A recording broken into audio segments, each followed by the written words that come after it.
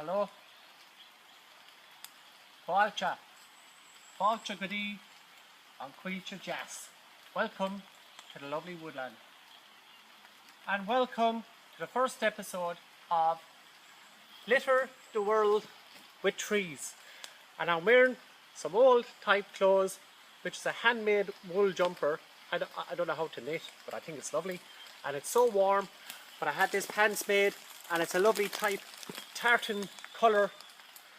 And a woman made it for me that's good at making stuff. But welcome to Litter the World with Trees.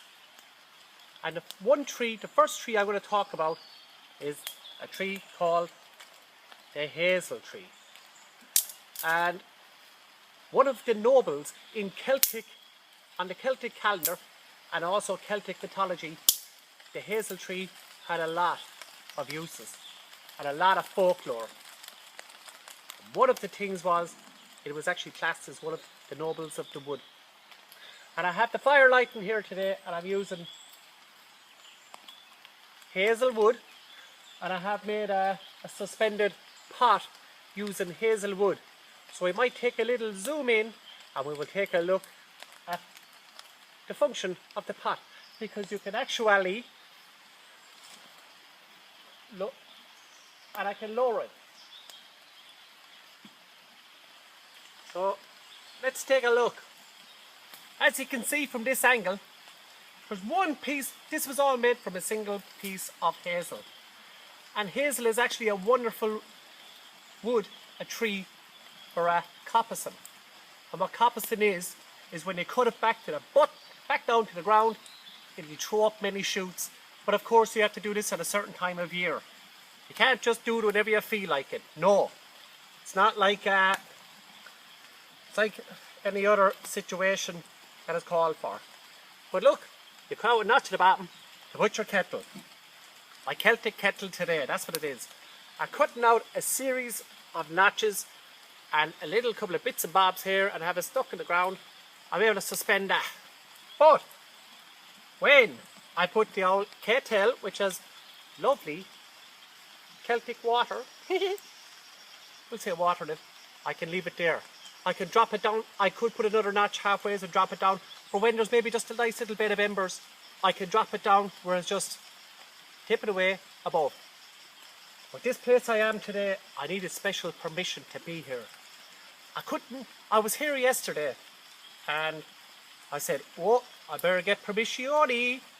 So I'm going to tell you why I had to get permission and what's going on in here. Let's go. Here I am, and there's a couple of big huge rocks at the side of a bank. But I mean boulders, not rocks. A big huge one there, which seems to be fitted into that one, and another one jutting out that way. And I believe this is where the witches live.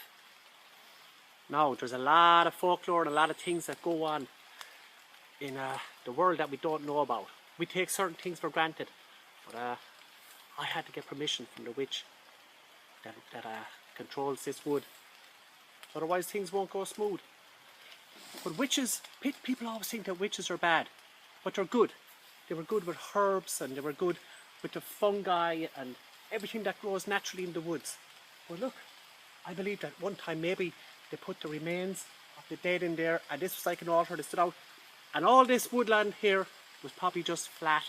And we're going to go over here, and all the other witches stood here, and they probably done a few chants, sing-songs, oh shindig, who knows. I'm sure they're well able to brew their own beer, but they let me in here today. I'll go over and have a look at the witch's bat. Down in here, and it's all mud at the moment. And there's a lovely hazel, big huge hazel tree right there. And I believe that was the witch's altar and ceremonial place over there where those big rocks are. This is the witch's bat, and there was black mud in it. And the water, when it was flowing, would run in, and there'd be a pool in here, and the witches could bathe in this. And it wasn't like a bad thing, but the black mud, they'd come out and they'd look, and all this thing. But what it was, People still do to this day. They have seaweed bats and they have mud bats, and it was good for the skin. Remember, witches working evil. Not all of them anyway, although I know a couple of witches myself. But now we go talk about hazel tree. These are just short videos. Let's go over here back to the camp. We're back. Fáilte Arash. But one of the great things about a hazel tree is the food that it gives. And not only has this been a sustainable food for humans for thousands of years, which many archaeological digs have found, being it from charred nuts or just roasted or whatever, and they have a high percent of protein and a high percent of fat, badly needed through those winter months. And you can readily and easily find them on the ground if they haven't been scooped up already by squirrels or jays or wood mice and other little creatures that basically feed on them. And this is an old one, I'm sure. Yeah, a little tiny tooth mark on the outside, which is probably a wood mouse. And you can find them sometimes. You can find the hazelnuts at a little hole chewed all around it from the wood mice, and you can also find them where they're chewed from squirrels. And the jays that collect them on the ground, the jaybirds, they store them up in the trees for the winter months. But anyway, the nut is that little husk, and they're like little fairy hats, and they probably do wear them when they're having their dances. But look, into a cup of water. Throw your hazelnuts into a cup of water, and I will show you in a few minutes. But what happens is some will float and some will sink. The ones that float, which unfortunately in this case was all of them except one which sunk to the bottom. The one that sunk to the bottom is the one with the food in it, and the ones that float, you can throw them back out. They're not going to go much further. But it's still a bit early. Late September is a good time because you know that the meat, the filbert or the cob inside, is full and ready to be eaten. And you can crack these open using 2 stones. And my God, these are lovely. One of the old Irish stories is a story called The Salmon of Knowledge, and how the salmon got his knowledge. And this knowledge was given to a young man called Fionn McCool. And how Fionn got the salmon was his seer, or his teacher at the time, was Finnegas. And Finnegas had caught this salmon, and he had it cooking, and he asked young Fionn McCool to mind that salmon and do not eat that salmon. But when a blister formed on the skin, Fionn McCool popped the blister with his thumb, and on burning his thumb, put it in his mouth without realising what he had just done. And when Finnegas heard this, he realised it was Fionn McCool who got the power. But it was from a hazelnut, which the hazel tree is associated with wisdom, poetry, fertility. A hazelnut fell from the tree and into the water, and this hazelnut was eaten by this salmon, and the salmon had attained all the knowledge and been able to foresee into the future, which was then given to Fionn McCool.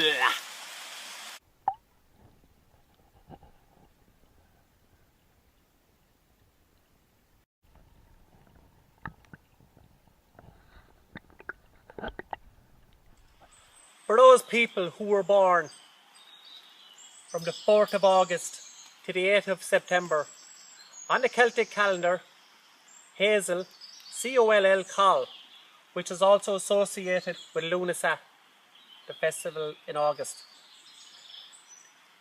From the 4th of August to the 8th of September is on the Celtic calendar. That's your tree. See you next time for Litter the World with Trees.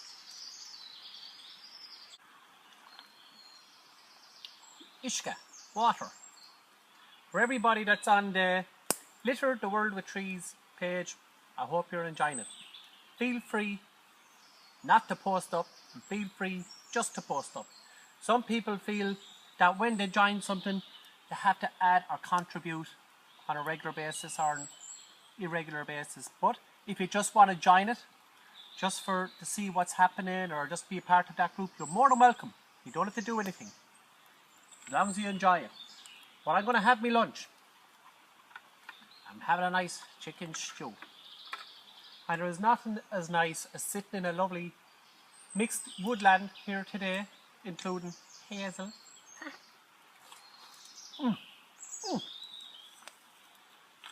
But a feather stick made from hazel. Really good wood. But one small story before I go. There's a robin over there flying around. There's one small story what happened to me one time in a big hazelwood. There's one thing in Ireland that they have is leprechauns. And one time I was in this big huge hazel wood. It was 99% hazel. And it was lovely. And every so often I'd go up and I'd hear a sound. And when I go up I'd hear this. Something onto that. A little tapping sound. And I'd look around and it would stop. I'd be thinking, that's a bit irregular for a place like this. So the next time I come back, you'd hear little taps. Couldn't figure it out. And eventually I realised I could see in the corner of my eye leprechauns. And what they were doing was they were mending or making shoes. And it was the sound of the little hammers and they had the shoes and they were working away. And eventually after a while, I just had to say it out loud. I'm not here for anything. I'm here just to enjoy. You do what you do and I will do what I do. And to this day, every time I go up, there's a continuous sound of the leprechauns making their shoes. So I decided to call that Cobbler's Grove. That's a true story. I just made it up. But it's true. And have fun, enjoy yourself, and thank you very much. Litter the world with trees, everybody. We couldn't say goodbye without a good girl. Come on. Up. Up, up, up, up, up, up, up, up. Go around. Here, come on. Up, up, up, up, up, up. Come on, Cora. Hey! See, she was there all along. Sláinte.